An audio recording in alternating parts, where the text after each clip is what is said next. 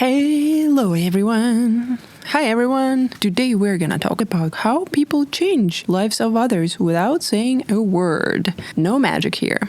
I bet sometime in the past there was a person in your life that influenced you, changed you, not by talking to you or convincing you, but with their behavior, with the way they reacted to things or treated others around them. Every time something like that happens to me, I am eternally grateful to the universe for sending this person in my life. Unfortunately, that doesn't happen very often, but this makes such an encounter even more precious.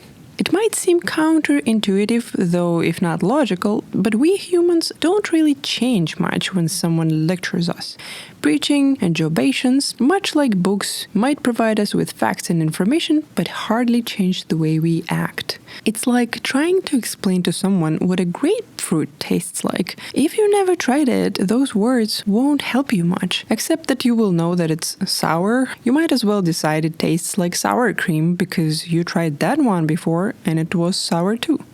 For example, did you know when parents try to parent their kids into worthy citizens, just telling kids how to behave, explain all the rules to abide, it's quite useless. If you want to teach your kid physics or names of local birds, then sure, book can be helpful. Though everyone would probably still appreciate hands-on experience even in this case. But when it concerns kids' behavior, belief, and view on life, they learn the most by looking at others, including their parents. So if parents try to explain that lying is bad or that fighting with little brother is wrong, it won't make much difference if parents themselves quarrel and fight with each other or lie to their kids, even if it's just a white lie. Alright, let's get back to us, more grown up, and those wonderful examples of people who had impact on our lives. The most profound changes, at least for me, happened when another person did something that I thought to be impossible, or at least not realistic to do. Let me give you some examples. At one point, I got a new friend, and she, unlike anyone I knew before, was extremely calm and level-headed, no matter what life threw at her. And she also was very confident in any decision she made. I was always in awe with her.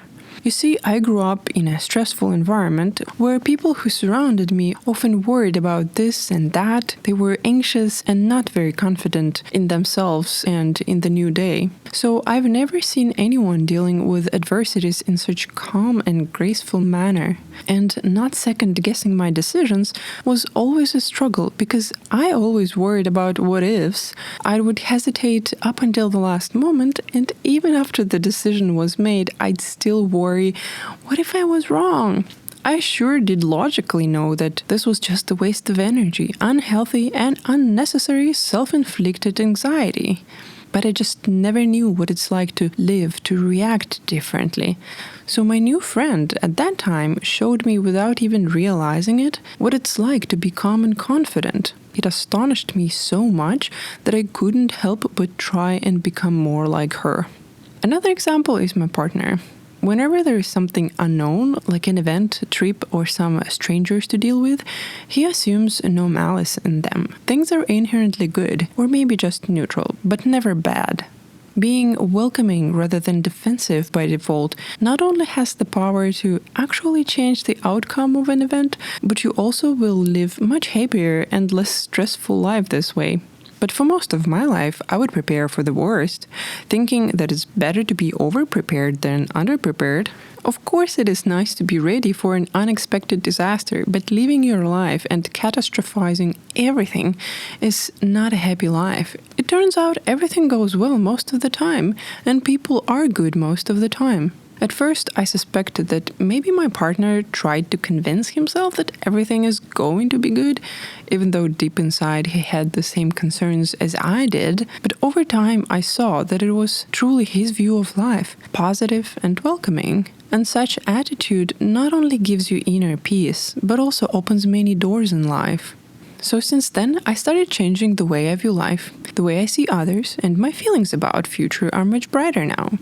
Did I know that having a positive outlook is a good thing to have? Sure, of course. But was I able to change my behavior according to it? Well, no, until someone else showed me how to do it. I'm not saying the change is going to come easy. You just see someone else doing something and voila, you're just like them. It's not going to be easy like that. I do need reminders every once in a while in order not to slip into old thinking habits. But that's why we need each other, to support, to encourage, to be there for each other. I wish sometime in my life I will become a living example for someone else too. Help change someone's life for the better just by being my authentic self. How cool is that? I think each one of us can become a role model for others. And maybe you have already touched someone's heart without realizing it. Anyway, keep on being your best self and live your best life. I am Riya, and I'll talk to you next time.